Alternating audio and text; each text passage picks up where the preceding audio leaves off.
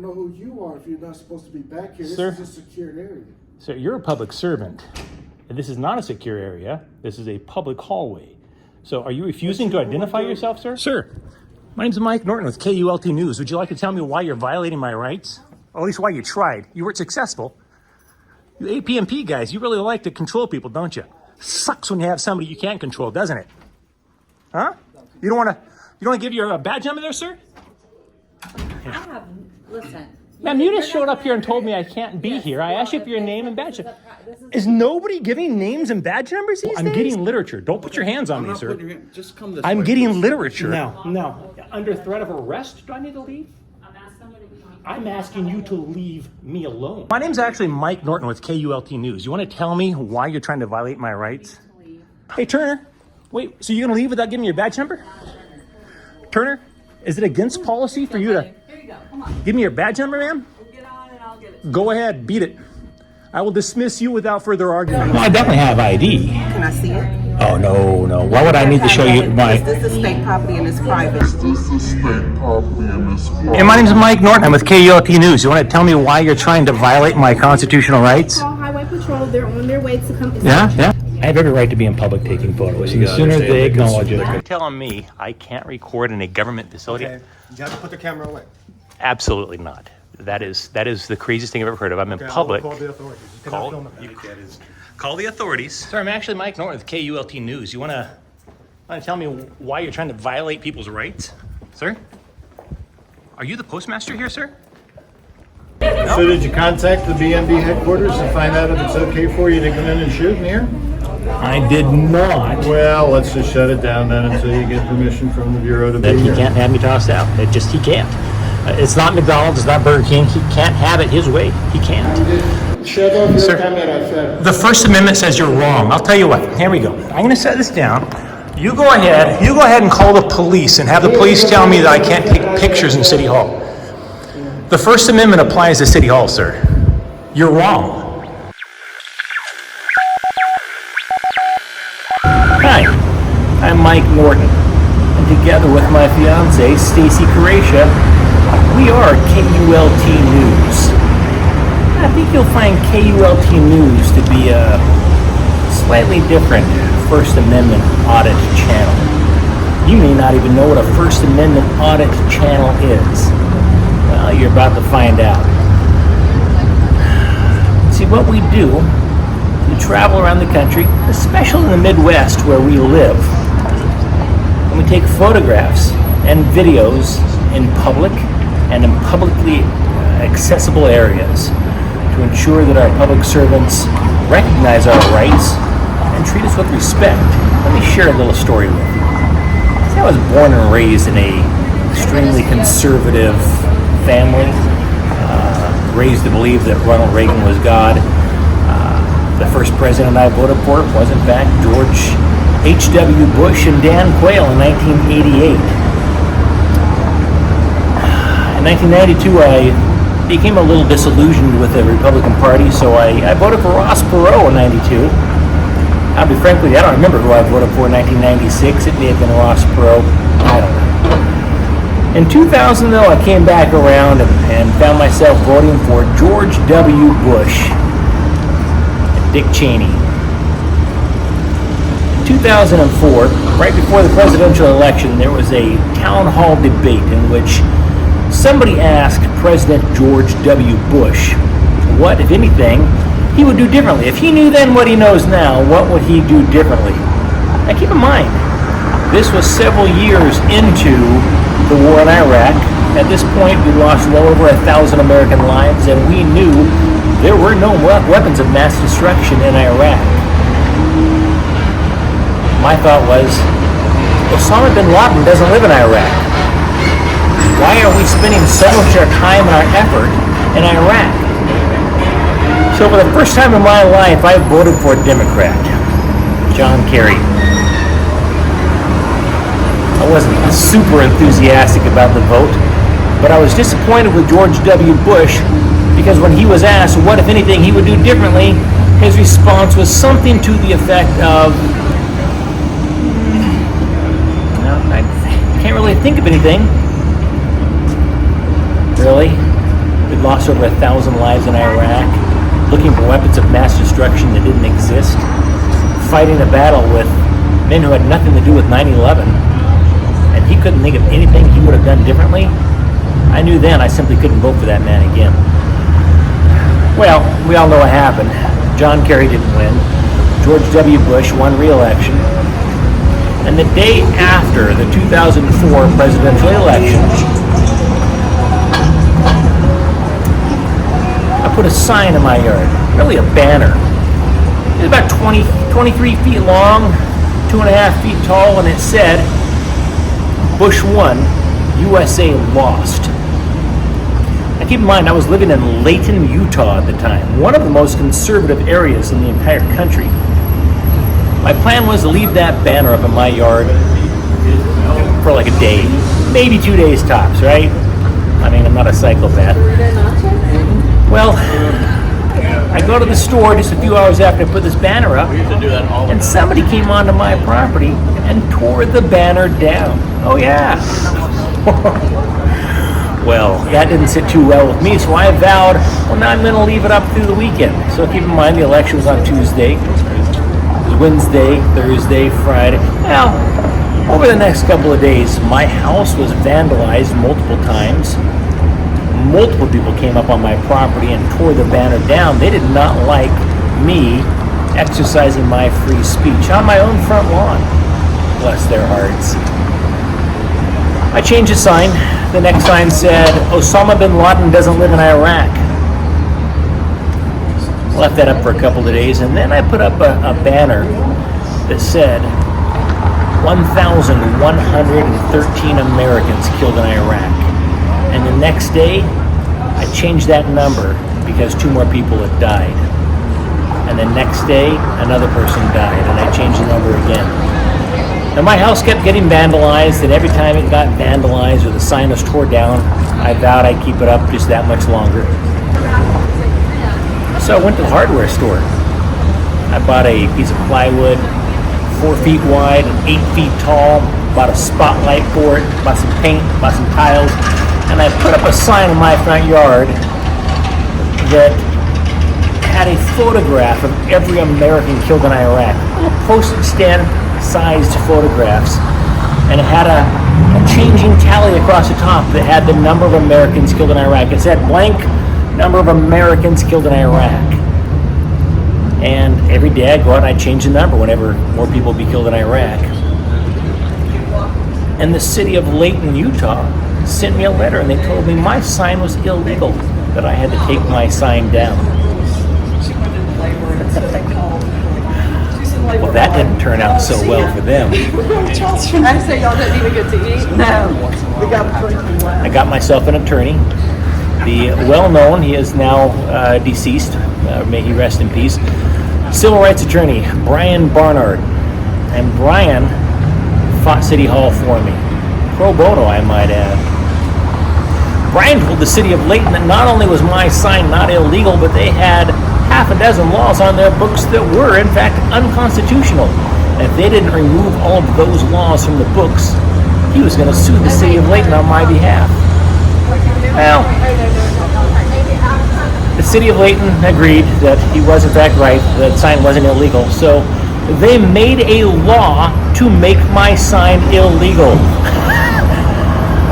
Bless their hearts. That didn't turn out so well for them either, because I told the city of Layton I will go to jail before I take this sign down honoring the men and women who were killed in Iraq in a war that we shouldn't be involved in.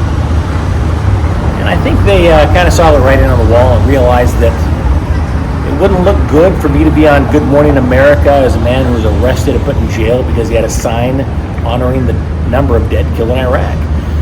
So the city of Layton backed down, and I kept that sign in my yard for 2.5 years.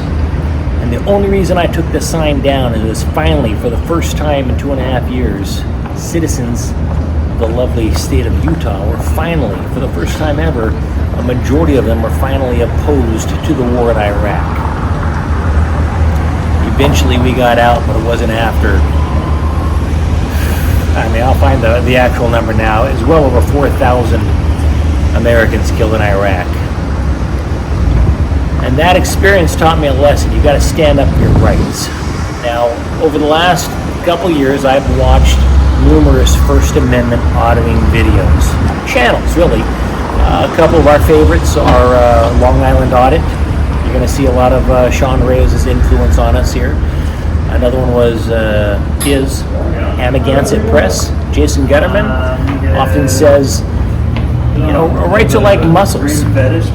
If you don't flex them once in a while, you will lose them.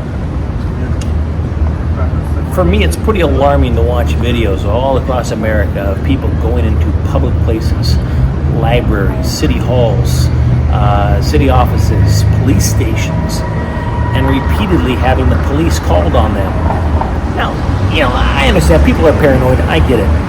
But when the police show up, it seems to me 70% of the time the police are on the side of the idiots that think public photography is illegal.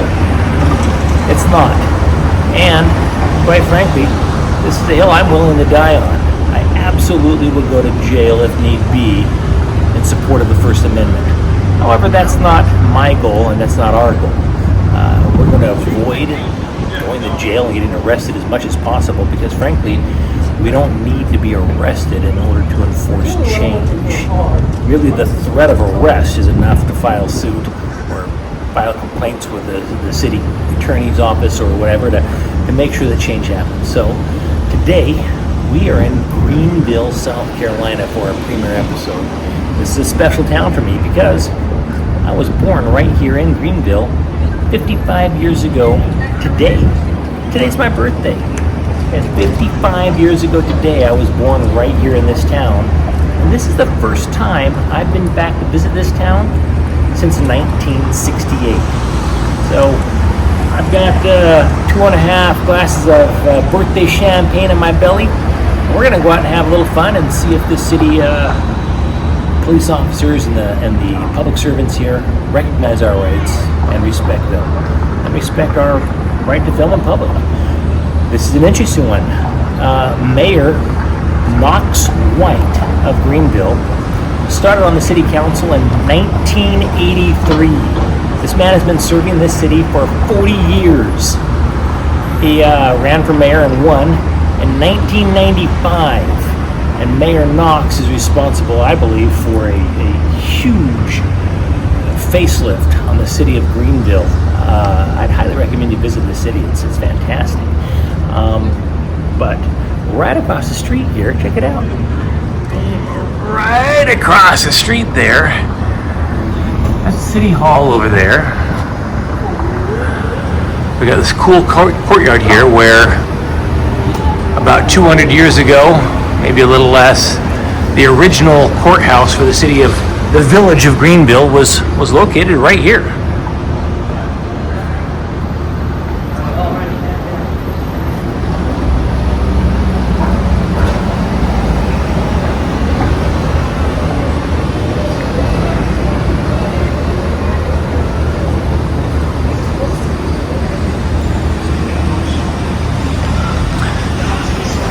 All right, so there's no guarantees we're going to get into City Hall and see the mayor. I mean, we'll get into City Hall, there's no doubt about that. But I don't know if we're actually going to get to meet the mayor or not. But it sure won't be for a lack of trying. And as a tribute to Sean Paul Reyes, let me just say, let's get into it. Good morning. This is Kendra Williams calling from the office of Mayor Knox White. We spoke yesterday in reference to having you meet with the mayor. I'm sorry if I was unclear in telling you that the mayor was not in the office at the time that you had called, but he has had a very full calendar, but he may be available this afternoon if you give me a call back. I will make my best to set something up. So it was not a level of not being transparent, just currently having lots on his calendar that did not have him on Main Street. You can give me a call back, 467-4590. Thank you so much. Look forward to speaking with you soon. Guess who got an appointment with the mayor of Greenville today?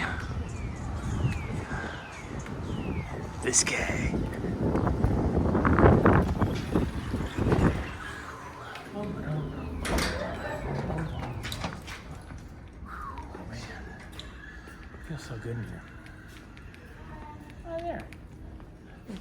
Got an appointment with the mayor at 1:45.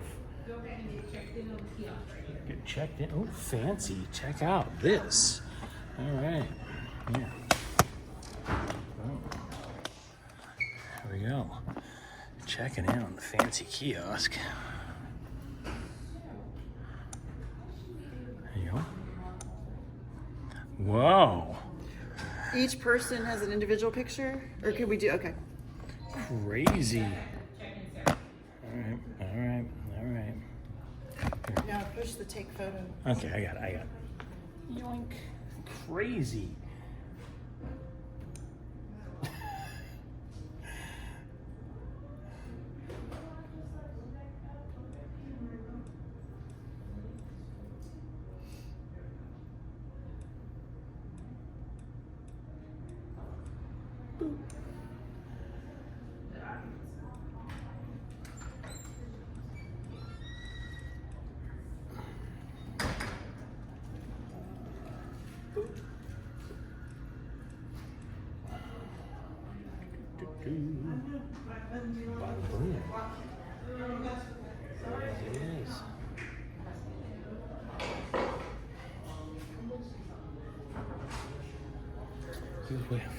Yeah, print out a visitor badge? Well, my mind is officially blown. Look at that. What do you stick it on your shirt or something? Check that Well, you out. should probably get out of my picture. Oh, I should probably get out of your picture. Yeah.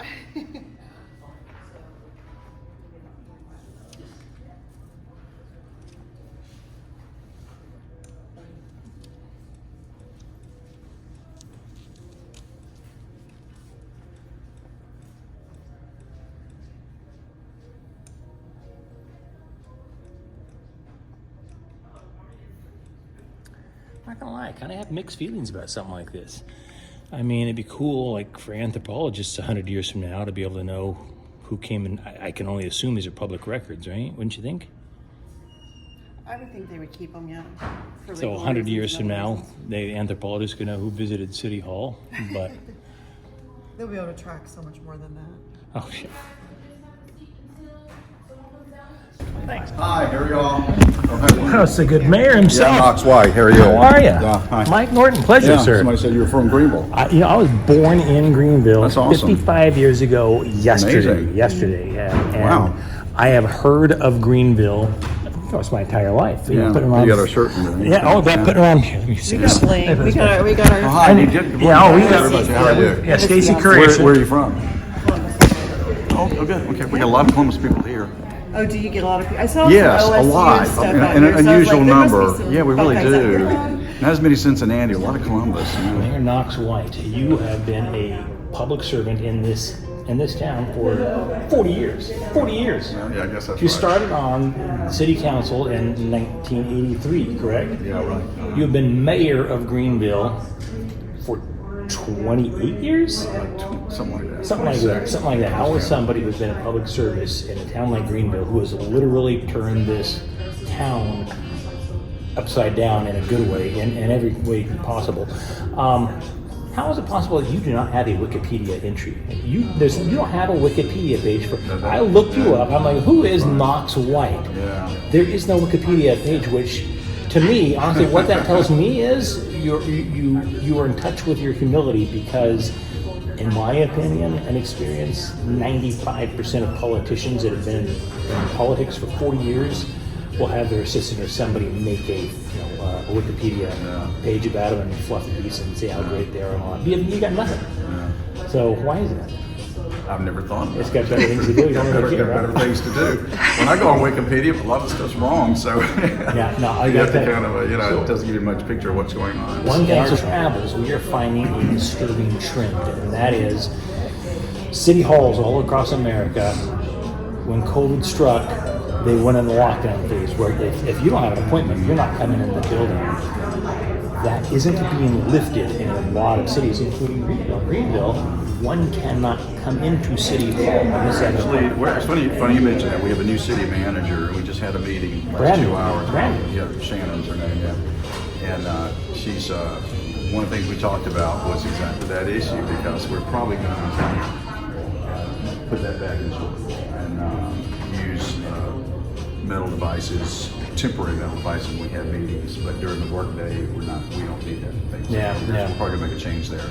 And you see our lobby is actually the visitors. She works for the Visitors Bureau, and the other person, she works for the city. So she's handling 911 type city calls, and she's handling visitors. So we combine the two here, this room here. Gotcha. And then I do a lot of my meetings right here. Do you really? Yeah, I do. I do a lot of meetings, sit right there and meet with folks, and rather than going up to the mayor's office because that's kind of intimidating. So, Yeah, so I do. yeah, I can see that. I was surprised to have you come down here and meet us yourself down here. I figured Kendra come fetch us or something or another. So, I can't say enough good about this place. I have. When's the last time you were here? I was 1968. Oh. I was Well, born in Greenville. We've been to the hospital. In fact, we just left today. What was it? Lake Forest neighborhood? Hermitage, 300, it was like Hermitage Road or Street. Road. I think it's like a The Lake Forest neighborhood. That's It's where not- he was. That's where we Just lived, though. But outside I was like 3 months old when we moved Yeah. over, so I had never known what Greenville was like.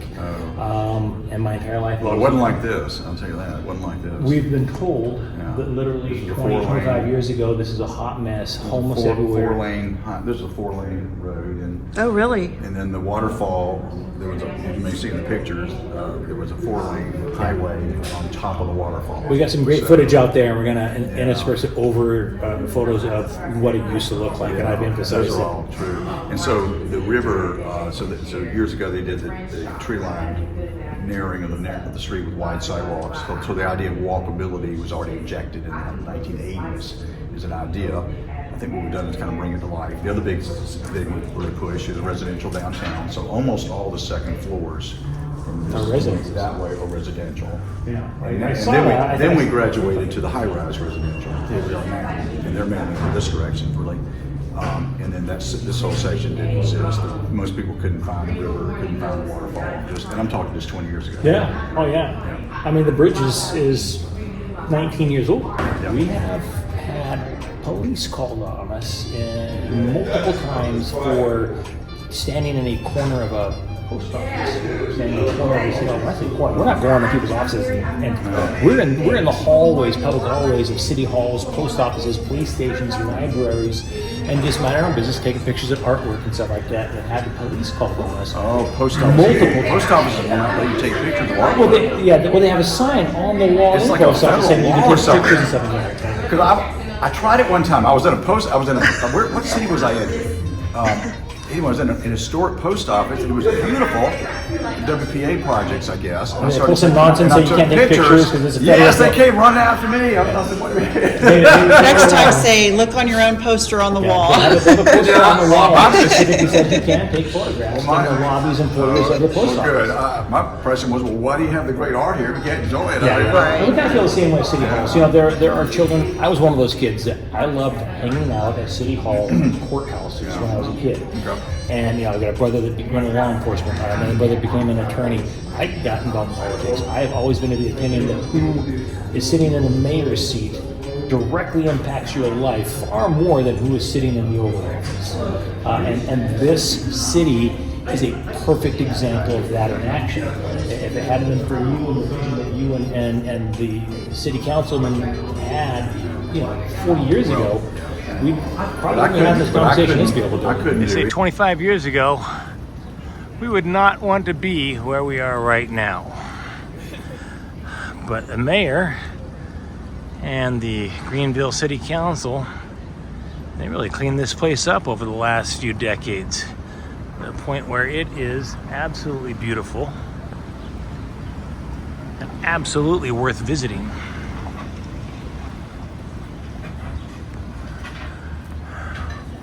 I'm gonna walk up and down a little main street in Greenville and see what we encounter. Oh, this is pretty cool. Right across the street from where I'm at, on the corner of West Washington and East Washington. No, I guess it's on the corner of Washington and Main Street. We've got a monument to local black high school kids who did a sit-in at the Woolworth's lunch counter, which used to be located right behind where that statue is. So in that corner there was a Woolworth's lunch counter, and they wouldn't serve the blacks there until these local black kids started sitting there. And this was not the only Woolworth's lunch counter where local black kids did a sit-in. It's one of many. God bless. Greenville, South Carolina is the birthplace of civil rights icon Jesse Jackson. In fact, he was born at 20 Haney Street, right there. In addition to being the home of the Reverend Jesse Jackson, Greenville, South Carolina is home of another famous Jackson, none other than Shoeless Joe Jackson. That's his house right there. In fact, Shoeless Joe Jackson, arguably one of baseball's greatest players of all time, actually died in this house right here. The city of Greenville actually picked that house up and moved it right across the street from their beautiful baseball stadium right over here. Now you see the number on the door, 356. That wasn't his address. That was Shoeless Joe Jackson's batting average, lifetime batting average. In fact, there's a beautiful complex right here that is 408 Jackson, and they call it that because 408 was Shoeless Joe Jackson's batting average in his rookie year in baseball. And if you know anything about baseball, you know that's pretty damn impressive. There is one downside to Greenville, South Carolina. They have a rodent problem.